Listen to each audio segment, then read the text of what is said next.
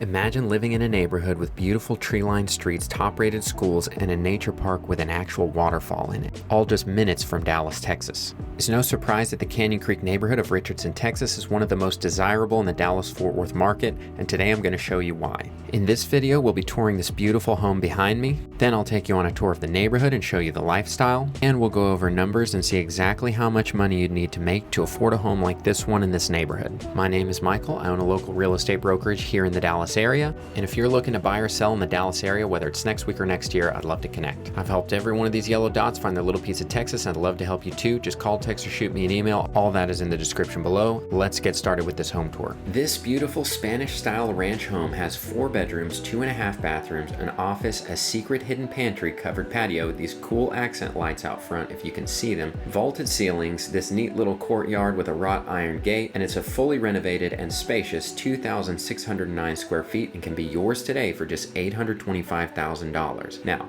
this home speaks for itself, so I'm going to try and say as little as possible and just let you enjoy it. But as we walk in, you can see it's a wide open concept. We'll start by touring the 2 guest bedrooms up front.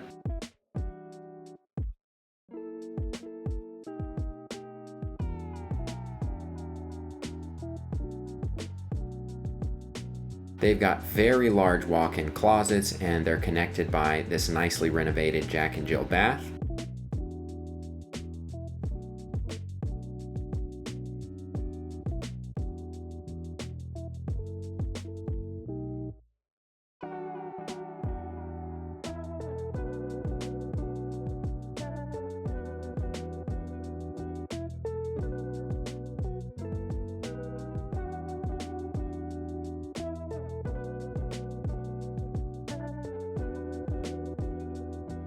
As we enter the master suite, you'll see there is plenty of room. It's got a nice accent wall with some warm lighting and a nice big closet.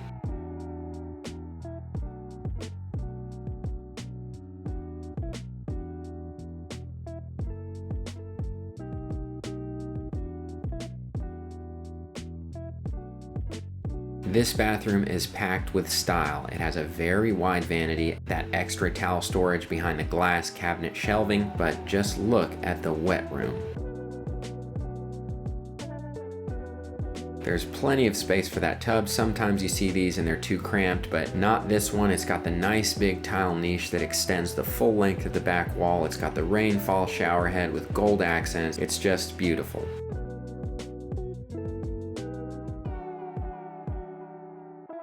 As we head back into the living spaces, you can get a good view of all those arched doorways, and you can see just how much natural light you get from those picture windows. Here's the nice big office, painted dark, as is the trend these days.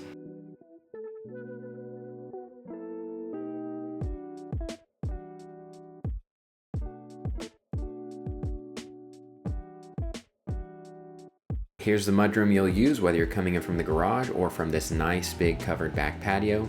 Notice the size of the yard. That's one of the things you get here in Richardson that you won't get if you're buying a similar priced new construction home further out in the suburbs.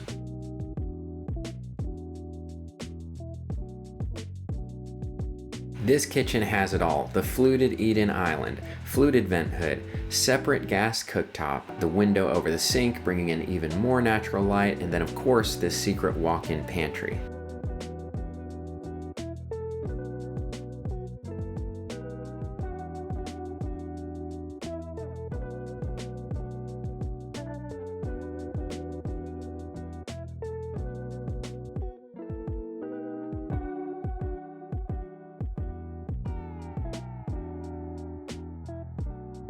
And in here you can see they actually put a pot filler so that you can easily fill your coffee maker.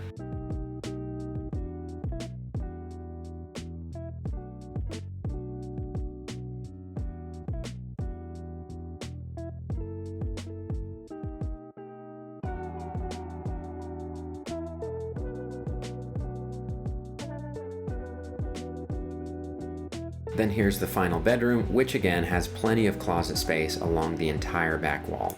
Beautiful house, incredible neighborhood, great price. Call me today if you're interested. Now let's talk about the Canyon Creek neighborhood. Most of these homes were built between 1940 to 1969. The median size lot in this neighborhood is around 8.23 acres, which is significantly larger than most new construction lots these days, which commonly range from only about 0.1 acres for a patio style home to 0.16 acres where you'll get a small backyard. But because of these larger lot sizes, you'll find a lot of the smaller homes are being torn down, sold at lot value, and replaced with these much larger homes. And if you'd like to buy one of these lots to build your own custom home on, you can potentially pick one up in the high 400s, but you've got to be ready to move because not many come available. Living in this neighborhood, you'd only be about 5 minutes from Highway 75. For groceries, you've got a Whole Foods or a Central Market about 11 minutes away, and world-class shopping, you have the Galleria and northpark, both less than 20 minutes away. Many people move here specifically for the highly rated elementary schools. This neighborhood has 3 and they're all rated above a 7. Then for recreation, you've got the Canyon Creek Country Club right inside your neighborhood with an 18-hole golf course, swimming pool, tennis courts, the usual. But my favorite part of the neighborhood is the nature. You've got the Prairie Creek Park, which is an 81-acre nature park where you can walk along the creek, and at the end is an actual waterfall. The trail is only about 1.8 miles, but makes for a very nice evening walk. Okay, now we're taking a look at how much money you would need to make to afford this house. What you see here, this is my max affordability calculator. I want to walk you through all the assumptions that I'm using here. And if you want to copy this calculator as part of my home finance course, there's a link for that in the description below. But starting out, I'm assuming you want to put just 5% down. Your interest rate is going to be about 6.1%. That's what we're around right now for conventional. You're doing a 30-year mortgage, your property tax rate of 1.75%. If you look online, the property tax is going to be higher, but if this is your primary residence, you're going to have a homestead exemption. And I actually live here in Richardson, and when I calculated mine, it came out to about 1.75 after homestead. Your insurance rate, the multiplier I use is going to be 0.6. That should be pretty accurate. I'm doing conventional, assuming you have good credit. That's above, let's say, a 740. You have no HOA fees, and your income tax rate is going to be around 24%. So this is also assuming that you have no other fixed debts. So this is just best case. You have a very low budget. You have no car payments, no anything. Then at a $225,000 gross income, of course, that's household income.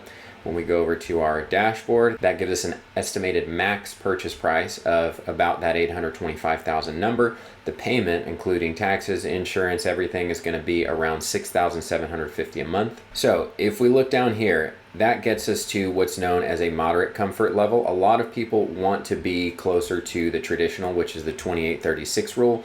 However, for first-time home buyers right now, so usually if you're buying in this price point, you're selling your old house using the equity, so the loan is going to be smaller. But if you're a first-time home buyer right now in 2024, with rates where they are, most first-time home buyers are spending about 38% of their gross income on their housing payment. But I also want you to know that's temporary, and I made a video on this. As time goes on, your salary will increase. You'll have a chance to refinance down, and if you watch this video next, you'll see, but even within the next 5 years, even if you're buying at 38% of your gross income, it should be down below like 28% over the next 5 years. But you can learn more about that in that video. But realistically, it would be 36% of your gross income or 43% of your net income if you are willing to do that because it works for your budget and you have no other payments and low expenses. Then you could afford this $825,000 house on a $225,000 salary. And just to show you a little more about this calculator, I mean, it really takes into account everything. Here's your other cost estimator. You're gonna put in the size of the house and, you know, figure out your utilities. Do you have an older home? Is it a new construction home? It's gonna help you kind of estimate what change you're going to have in utilities, as well as how much you should save for maintenance based on the age of the house. This one's nicely renovated. It's probably going to have a lower maintenance budget than some other houses. Yeah, there's just a lot of helpful, you know, quick things. If this is your baseline, 5% lower, then your monthly payment is going to be $338 lower.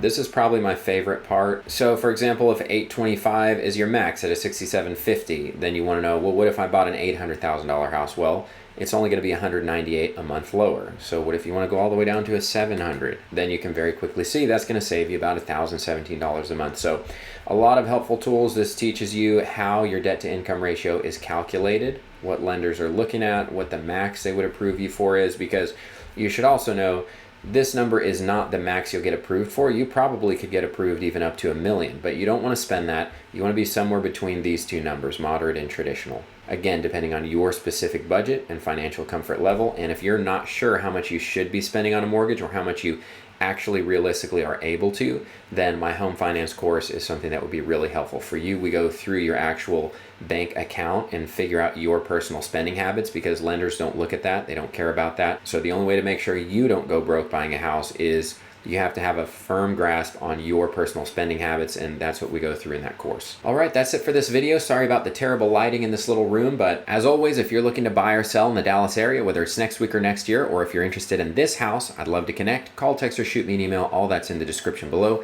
Thank you for watching. I'll see you in the next video.